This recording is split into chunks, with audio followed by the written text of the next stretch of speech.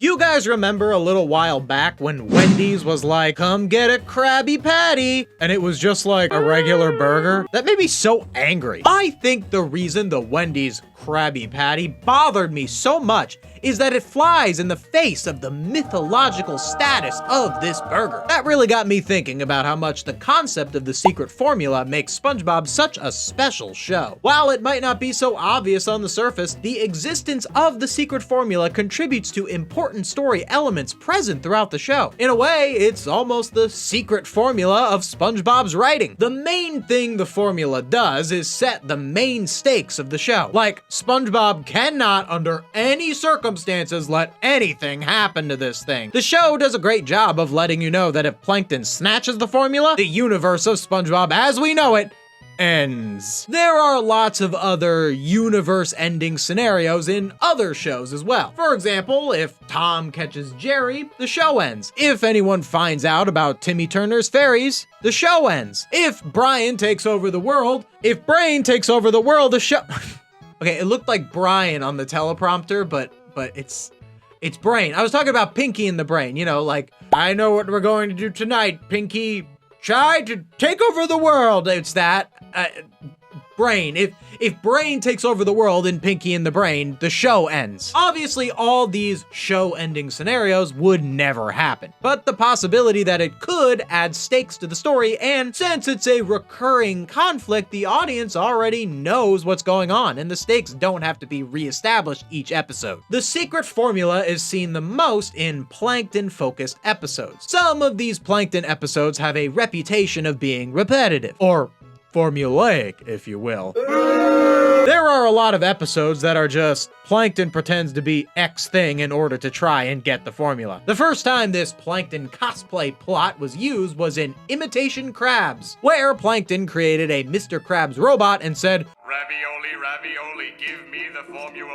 While this episode is an absolute classic, some of its successors seem to just kind of repeat that plot. Plankton pretends to be a genie. Plankton pretends to be SpongeBob's brother without a disguise, even though SpongeBob knows who he is. There was even an episode where Plankton pretends to be Sandy by using her fur as a disguise. It's grotesque.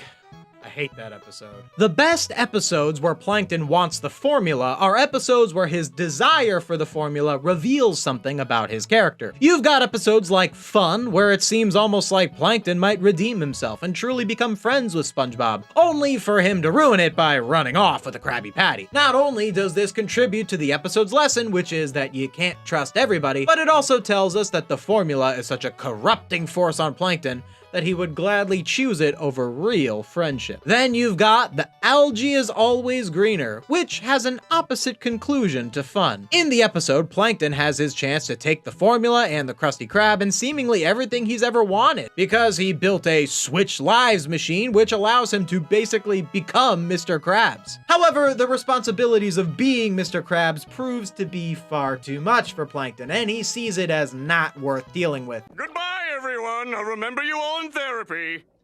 So in looking at these two episodes together, we can take an interesting look into Plankton's priorities. The F.U.N episode shows us something that he values less than the formula, which is friendship. Whereas The Algae is Always Greener shows us something he values more than the formula, his freedom. My personal favorite Plankton episode is Plankton's Army. In the episode, Plankton recruits his family to steal the formula. Now, I love it when TV shows introduce family members that haven't been seen before, because it gives us a chance to learn more about that character's upbringing. In this episode's case, we learn that Plankton grew up as a hillbilly. I love this because it shows us that Plankton became an evil genius to overcompensate for his more yeehaw upbringing. Now I get why he likes to brag and say, I went to college! He's the first Plankton to even go to college. No wonder he's so proud of it. This episode also reveals Plankton's first name, Sheldon. Karen and the family members relentlessly mock Plankton for his first name, which, did anyone else feel bad for anyone named Sheldon when we watched this episode? Like,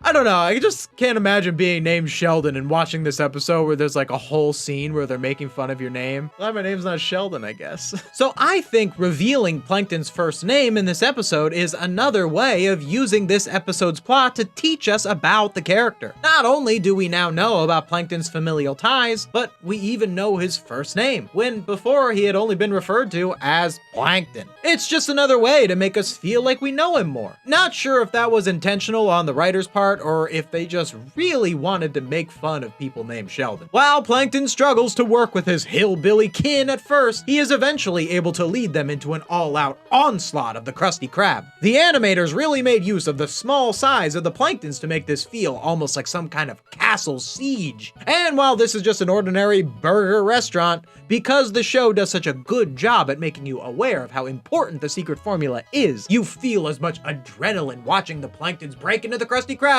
as you would watching someone try to rob a bank. This was also, at the time, the closest Plankton ever got to stealing the formula, even going so far as to open the bottle. I was on the edge of my seat as a kid, thinking that it was truly over.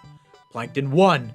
The Krusty Krab is finished! Of course, Krabs was one step ahead of him, switching it out with a fake formula that says Krabby Patties are made with ground plankton, sending Sheldon and his family members running away and preserving the status quo. As a kid, when Plankton was reading the formula, I actually thought that we were going to finally learn what the secret formula was. Of course, I was just being naive. The formula can never be revealed. It's one of those TV and movie tropes of thing that is really important, but we never find out what it is. It's like the briefcase in Pulp Fiction, or what state does The Simpsons take place in? The discussion of what it could be overshadows what it actually is. The point of the secret formula is that it creates this extremely delicious burger, so if it ever were revealed, it would have to be revealed as something that would live up to that expectation. If it was just, oh yeah, put some garlic, a pinch of pepper, and your left pinky toenail, a lot of people would actually try it and be like, well, that's it? That's not that good. Some people out there think that they could reveal the formula if they made it with some kind of magical ingredient. That way, someone in the real world could never try it, and the in-universe hype for the Krabby Patty would still make sense. I've seen it thrown around that the secret formula is actually Neptune's magic spice, and I don't really vibe with that explanation. First off, Neptune is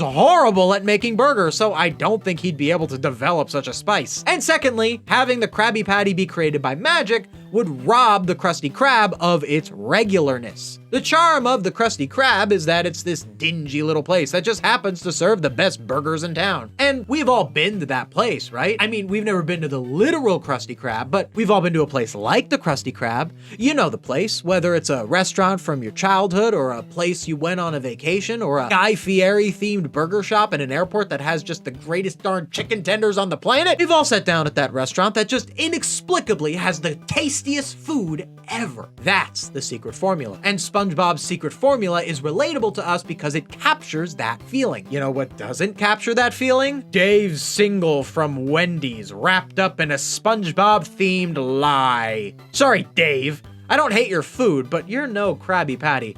And you're certainly not Guy Fieri's special airport fried chicken. Seriously, the place is only at this one airport. Like, you have to buy a ticket and go through TSA and everything to get it. It's not fair. Guy, please.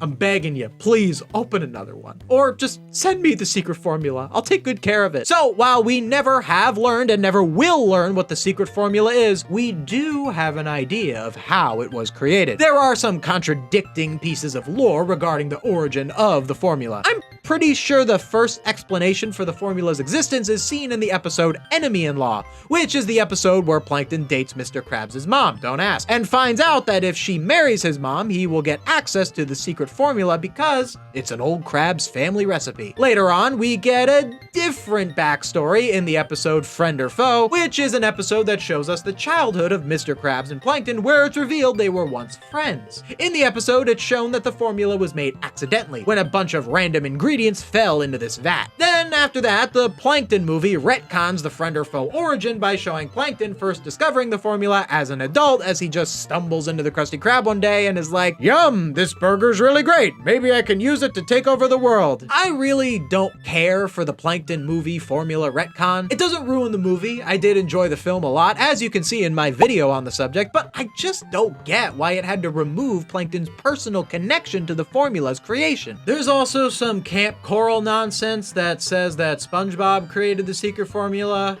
at like Camp Coral or something. I don't know. I just read it on a wiki. I really don't care. It's not that one. That's not the origin. I choose to ignore it. I choose to ignore it. This is why I choose to acknowledge the friend or foe version of the formula's creation. The fact that it was literally Plankton slamming the door as he walked out of his friendship with crabs that triggered the creation of the Krabby Patty, and for it to then go on to be the centerpiece of their lifelong feud feels poetic. You can make a perfect burger, but you can never make a perfect friendship. I also love the story of the accidental creation of the formula because it gives it a much more mythological background, like it was bestowed on Mr. Krabs by the universe itself. It being just an old family recipe, while not a bad origin, it lacks the magic that I think the secret formula should represent.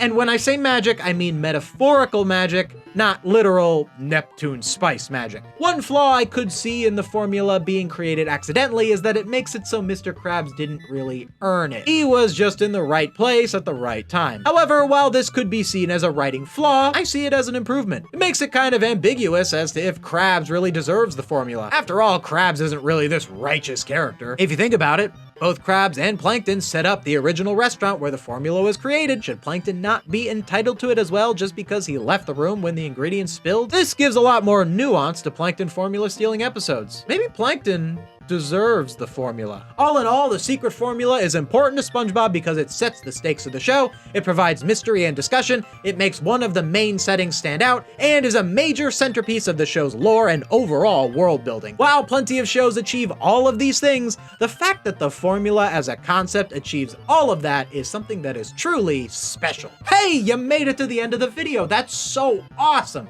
You know, I love all my audience members equally, but since you watched this video to the end, I love you a little more equally. If you enjoyed this video, why don't you leave a comment about your favorite episode involving the secret formula, and let me know what elements mentioned in this video were used in that episode, and make sure to subscribe for more content just like this. And be sure to subscribe to my other gaming channel, where I cover the SpongeBob video games as well as some other topics you may be interested in. Well, that's all I got today. I gotta go buy a plane ticket to get this Guy Fieri chicken. See you next time.